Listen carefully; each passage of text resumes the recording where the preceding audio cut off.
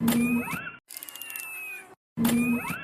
everybody, and welcome to the third episode of MCU Q&A, the weekly show where we take your questions about the MCU, us at MCU Exchange, or anything else that's on your mind. Before we get to the questions this week, if you have a question that you'd like to see answered on the show, make sure to comment in this video with your questions for next week. And please comment. We have so many great questions, but we always want more. I'm Doug Herring. Addie Bree Hayes is with me. And I don't think we have any announcements before we get started. No, I don't think we do. Okay then, let's get on with our first question. Awesome. So our first question comes from Griff, and Greg actually emailed us. When we love getting questions by email, if you want to email us a question, just email mcuxshow@gmail.com, and we'll get your question and we'll answer it on the show. So Greg wants to know, "Hi guys, my question is about Agents of S.H.I.E.L.D. In the Season 3 finale, Radcliffe is working on LMDs, Life Model Decoys, and I was wondering if there's a possibility of them making one of Grant Ward. Brett Dalton has done an incredible job with whatever role the writers have given him, and I just can't imagine the show without him. I was wondering about it since Coulson obviously had regrets about killing him, and having Radcliffe make an LMD of Ward would be kind of his way of putting him through the Tahiti protocol that he promised to do back in Season 2. What are your thoughts? Do you think we'll see a Ward LMD? Thanks for reading, and you guys do an awesome job on your show. Keep up the great work." From Thanks. Greg. Thank you so much for the great question, Greg, and thanks for the kind words. Addie, you want to answer this first? Sure. Initially, I really just thought, no, they're not going to bring him back. Brett Dalton, who's the actor that plays Grant Ward, has done such a phenomenal job. He's probably my favorite character arc throughout all of Agents of S.H.I.E.L.D. He's had the most to do, especially as Hive. He just really brought it as Hive. So I don't think they'll actually bring him back for Season 4 because they've done such a good job. And, I mean, let's face it, he's a really good-looking guy. He's obviously very talented. So I could see him looking at other prospects, like maybe, having a feature film, or he's just going to a different show, on a bigger network. Or not bigger network, but an HBO show or something like that. So that was my initial thought, because I don't want to have his character arc ruined, that if the longer they keep him, the higher the chance that they're gonna ruin him. Yeah. No, I agree. And I think that, the Hive arc, and especially the final scene with him and Lincoln in the Quinjet. So good. It was such a great way to say farewell to the character. However, I also I agree with Greg that I can't imagine Agents of S.H.I.E.L.D. without Brett Dalton. Yeah. He's so good, and he's played 3 or 4 different characters now, whether it's Hydra leader, Hydra agent, boring S.H.I.E.L.D. agent, or alien, ancient, inhuman leader. Yeah. So whatever the writers have in store for him, I'd like to see it. I do think we'll see him back. I'll disagree with you there, because I think that even though they gave him a good goodbye, I think that he'll, maybe not at the beginning of Season 4, but eventually he'll find his way back. But what do you think about the idea of having LMDs in the show in general? Like Greg says, we saw at the very end of Season 3, Radcliffe is working on Life Model Decoys. Yeah. Do you think that's kind of a cheap way to revive characters who died, or what do you think? Well, yeah, now that you bring that up, maybe. Depends on how many characters they do it and what characters they do it with. It really depends on what characters and how many times they do it. But I'm really kind of happy with it that maybe that they'll be getting away from Inhumans a little bit more by going more towards that area. Because I feel like Radcliffe doing this kind of stuff is not gonna jive with Agents of S.H.I.E.L.D. that well. Yeah, I agree. I think that right now, because he's kind of, he seems to be allied with Fitz and Simmons, or at least he respects them.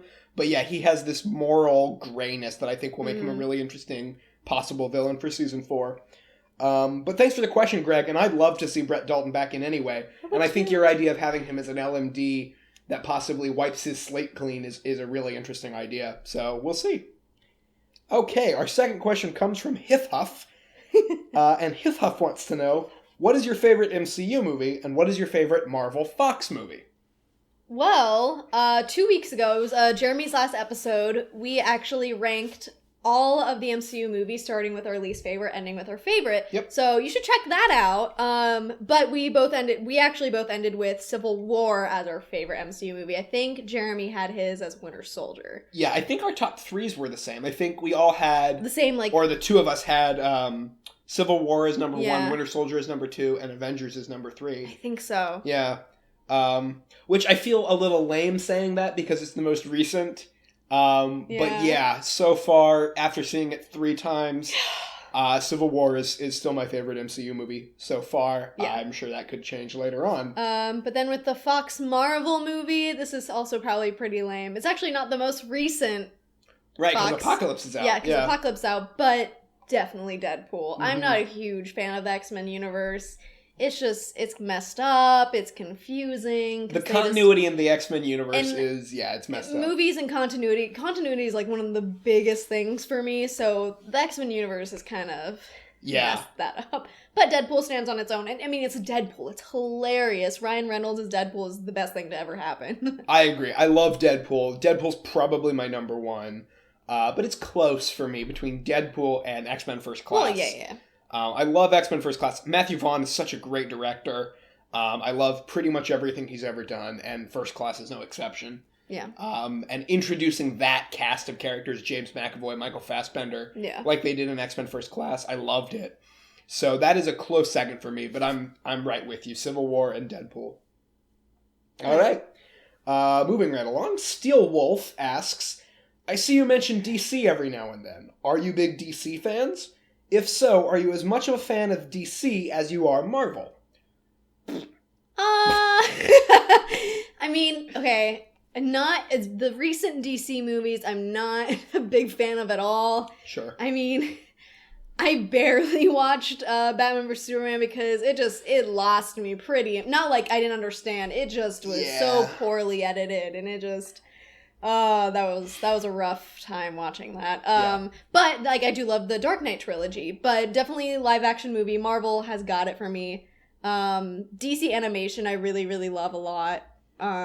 So I like it more than the Marvel animation. It doesn't matter, like, if it's DC or Marvel, it just, whatever they put out, I'll judge it on that. Yeah, I completely agree. I think both companies have really, really interesting characters. Mm-hmm. One of my favorite characters, if not my favorite character, is Batman.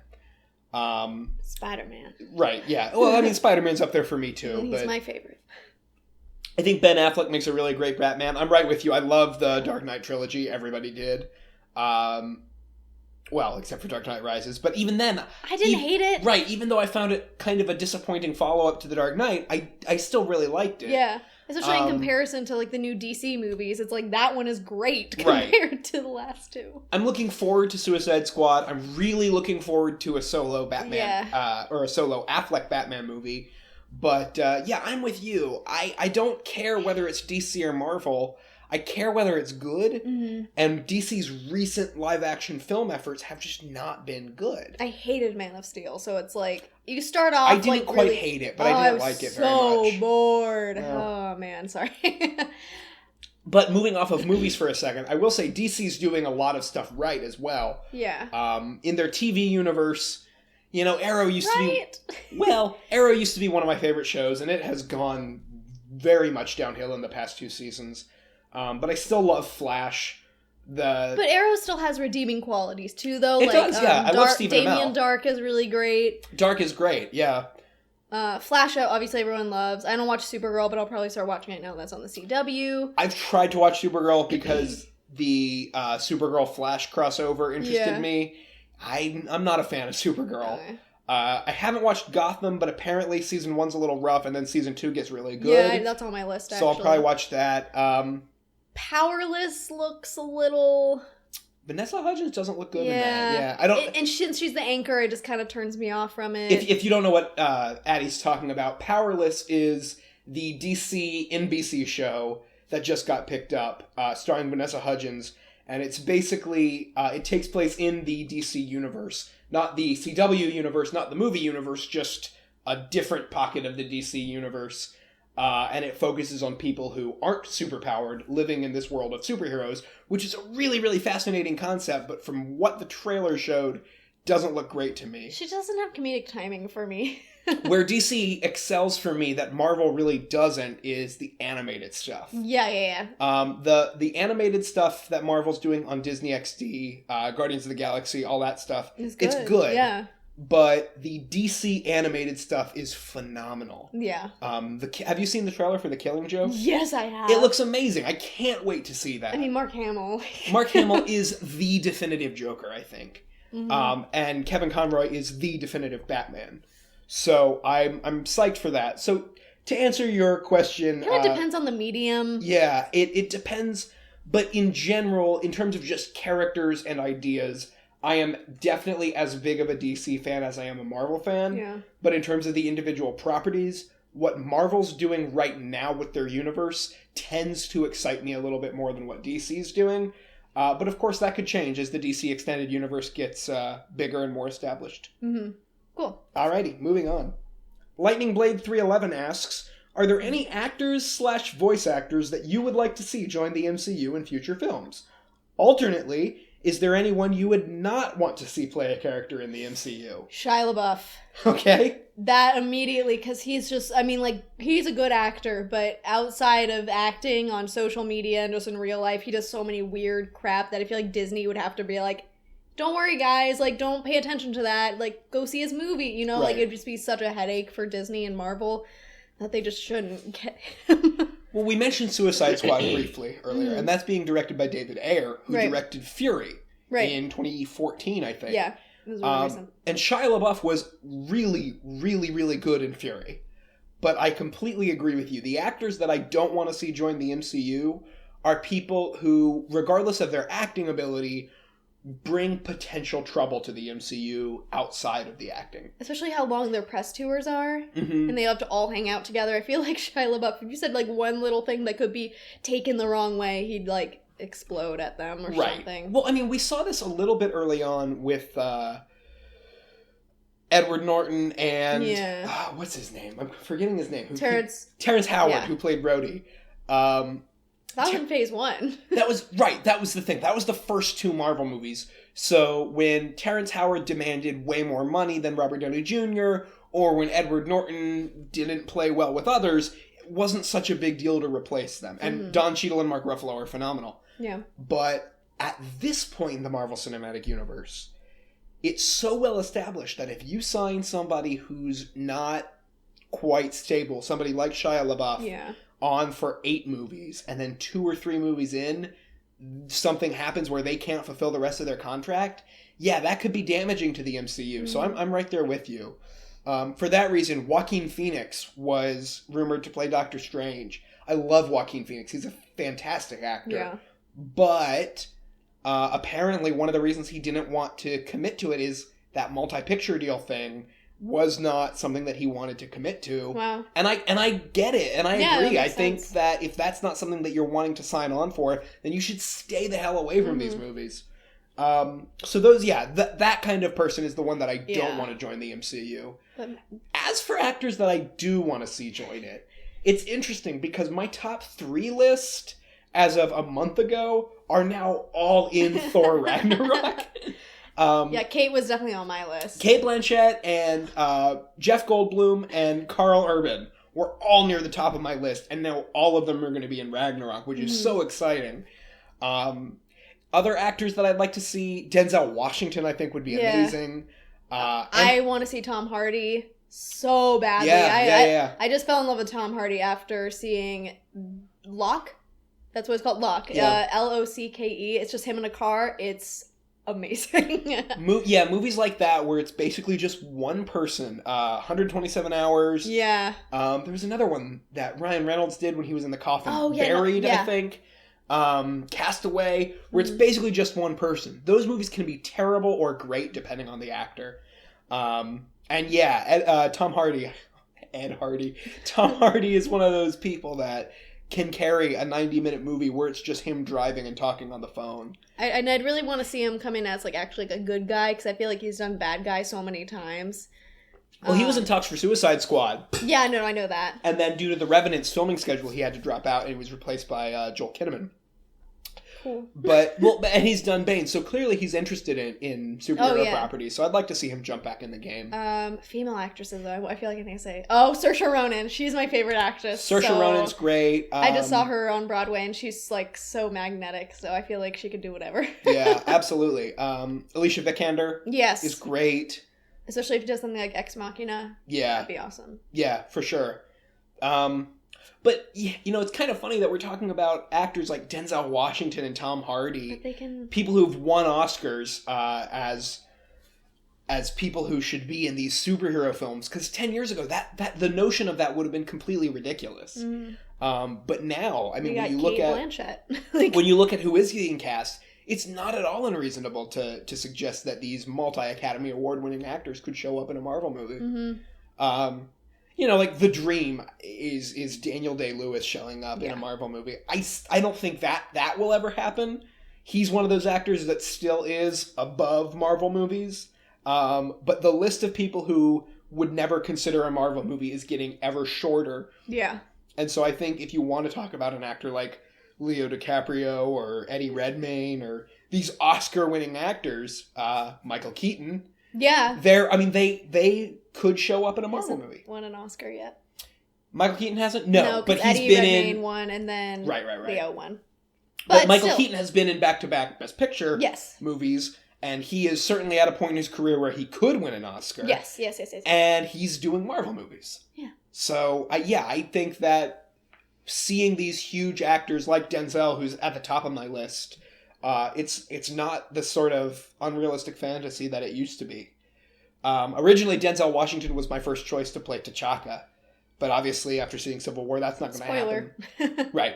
But you know, no matter who played T'Chaka, no matter when he died, we knew T'Chaka's fate, because that's a big part of Black Panther's character, is that T'Chaka dies. And so I'm kind of glad that it wasn't Denzel, because I'd really like to see Denzel take a role where he could play in multiple movies. Agreed. I love him as an actor, and I think that him joining the MCU would be really great.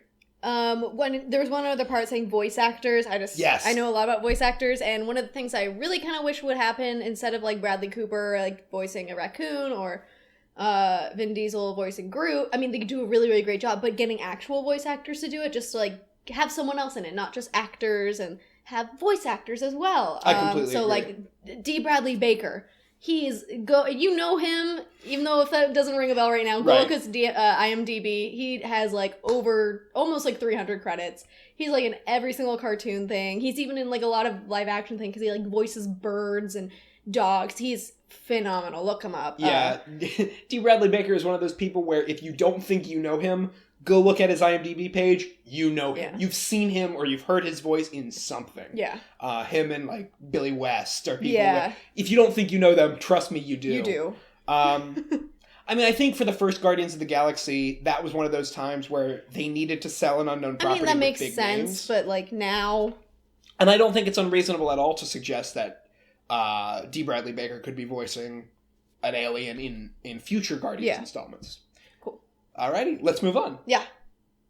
Okay, 2 more questions. Ennio Lupo asks, do you think too many jokes are going to ruin any of the next MCU movies? If so, which ones? I'm going through the slate right now in my head. No, I don't think so. I mean, you're asking this question, I think, because of Age of Ultron. I don't think that'll happen again with directors/writers, because Joss Whedon took a lot on his shoulders with that movie. So I think it just kind of made him look at too many things at once that caused the jokes to kind of ruin the tone a little bit. It didn't ruin the movie, but it did not make the movie super great like The Avengers was. Right. But in the upcoming movie slate, I don't think that'll really happen. Yeah. Because jokes, it's either the movies that are coming out are very jokey, like Ant-Man and Guardians, which is like, you want jokes, and we've already seen that they do a really good job with it, and they're probably not going to mess with the formula. And then there's going to be Black Panther, which I'm guessing it's not going to be a ha-ha movie. Well, that's the thing. I don't think the question is, will any of them have too many jokes? It's, will any of them not balance the tone well? Because I think that's the real problem that Age of Ultron had. Mm-hmm. It's not that I had too many jokes, because honestly, Guardians of the Galaxy and Ant-Man both had more jokes. Yeah. It's just that those were lighter movies, and so those jokes felt appropriate. Whereas Age of Ultron, it felt like there were no stakes and that nothing was being taken seriously, and it just kind of cheapened the whole movie. I don't see that happening, though. Civil War kind of proved to us that the Russo brothers are doing a really great job, especially with the tone in that movie. We talked about that a lot in both of our reviews. Yeah. I mean, I totally trust Coogler. The Ant-Man, Ant-Man was great, so Ant-Man the Wasp will probably be also great. Yeah, I think Ant-Man and Guardians will be really, really funny, but I don't think it'll feel out of place. I certainly don't think it'll ruin it. So, I don't think Captain Marvel will be, too funny or too dramatic. The one movie that I think humor is something that could work in a negative way is Spider-Man Homecoming. Because as we saw in Civil War, Spider-Man is constantly making jokes, and that's good. I think that's the way that Spider-Man needs to be. And in Civil War, they nailed his sense of humor. Yeah. Perfectly. I mean, the crappy one-liners he was constantly spitting out were perfect for that character. Yes. They were. But, and we talked about this, I think, last episode of MCUX or maybe last Q&A. The writers of Spider-Man Homecoming, they have not done awesome things in the past. They did the Vacation reboot. So I don't think it's a question of too many jokes or too much humor.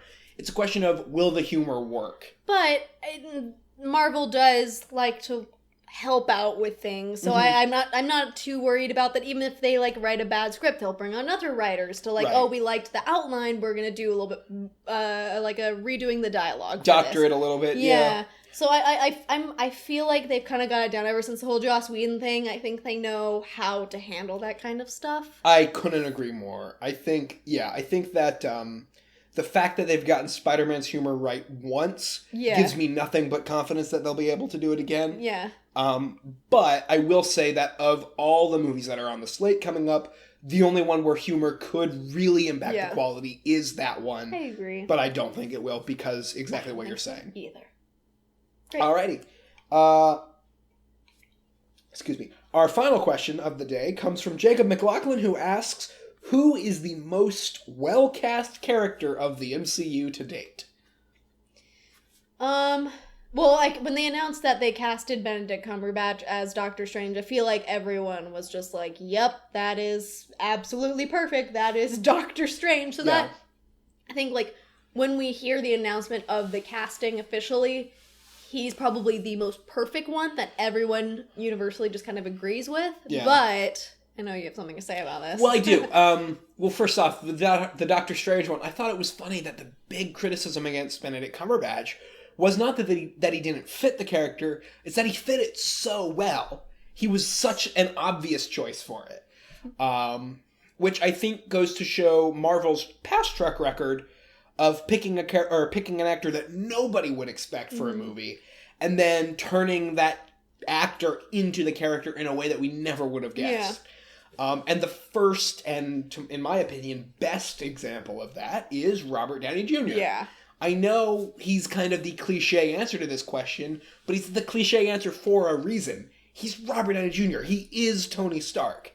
I think it's hard to argue that there's anybody that is better cast, that is more perfectly cast in their role than Robert Downey Jr. as Tony Stark. I would say very close second would be Chris Evans for Captain America, especially since before Captain America, no one really knew him except for Human Torch, and it was all these kind of douchey type guy roles, right. And Captain America's so not that, so it was kind of flipping him, and also it's Captain America. He's such a goofy, weird Marvel character, and they handled that so well. So well, and I think huge props should go to Sarah Finn, yes, who is the casting director for the MCU. I will friend her one day. She is. I think if you want to list people who are responsible for making the MCU as great as it is, Kevin Feige is the very top of that list. Sarah Finn is second or third, I think. She is phenomenal, and because she's handled all of the casting for the MCU. I'm not sure about all of it, but the vast majority of it, yeah. At least all of Phase 2, I think. Yeah. I think. I don't want to make a statement and then be wrong, as somebody will point out in the comments, but yes, she is the casting director on the vast majority of Marvel projects.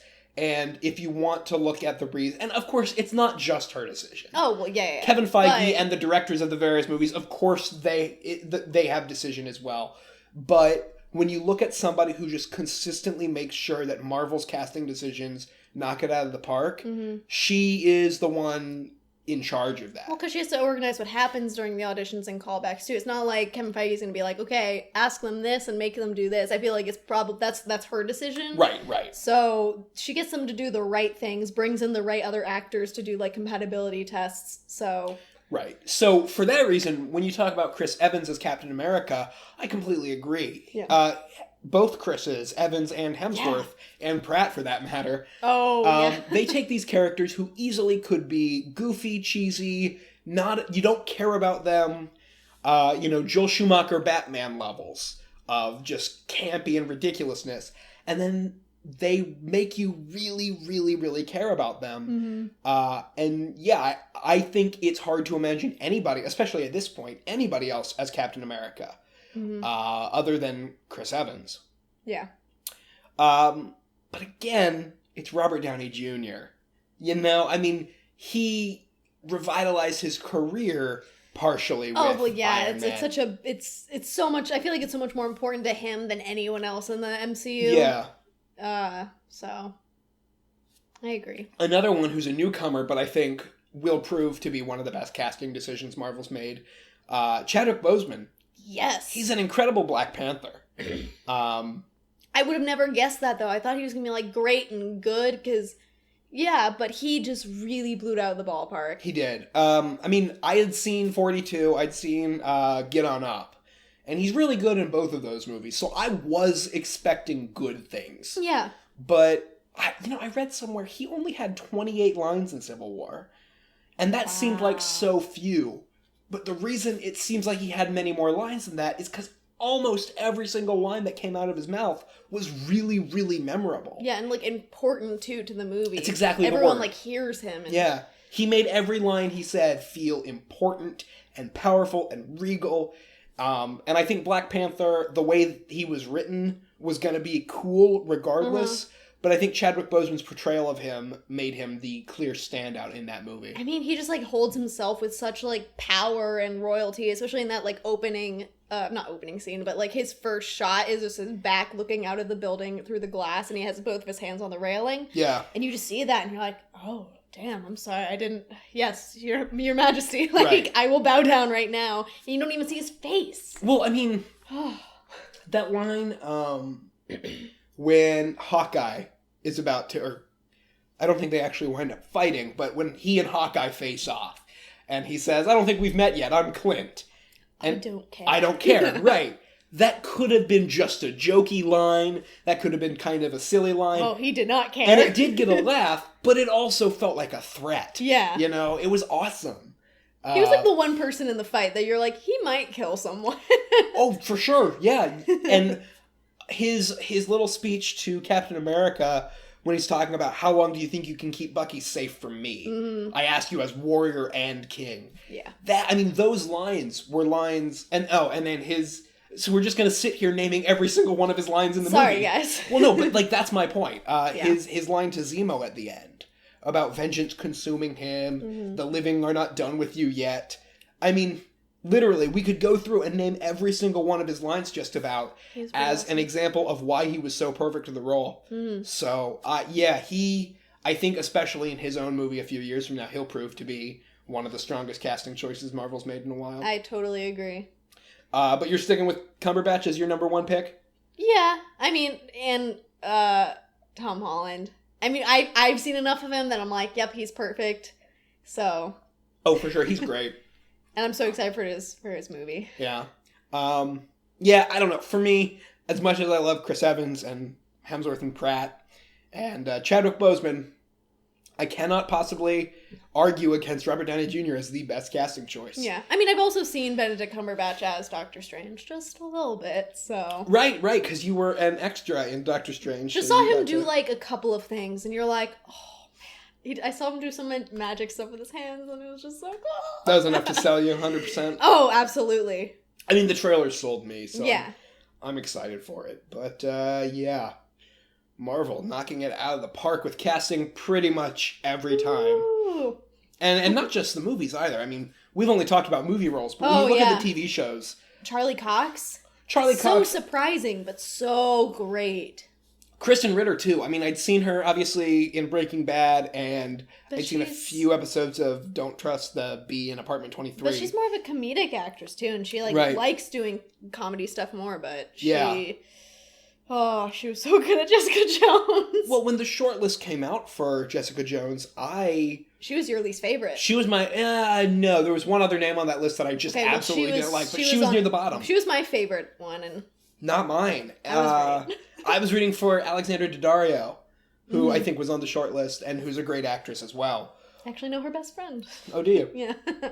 But, no, when I saw Kristen Ritter, I was like, oh, right. And then Mike Coulter, never even heard of him. He is Luke Cage. Never heard of him before. Right. So phenomenal. And then, of course, you look at the TV shows as well. I mean, Marvel just consistently nails it with the casting in all aspects of the MCU. So there are a lot of great choices for best cast. Yeah. But yeah, I will go it's hard. Robert Downey Jr. in the end. And you know what?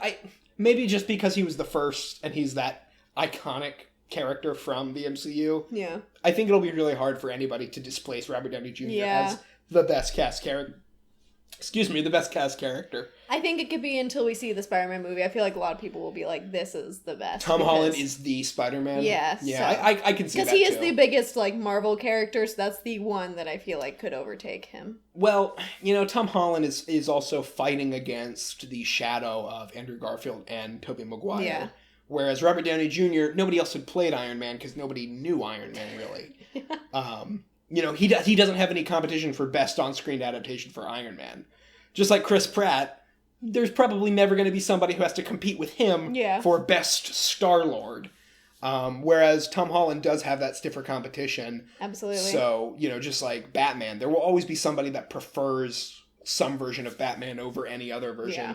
And I think it'll be the same with Spider-Man. Ultimately, no matter how good Holland is, somebody will prefer Maguire. Somebody will prefer Garfield. You're wrong. Hey, I'm not saying I'm one of those people, but I think that no matter what, those people will exist. Whereas Robert Downey Jr., until the end of time, will be the definitive Iron Man. Yeah, I agree.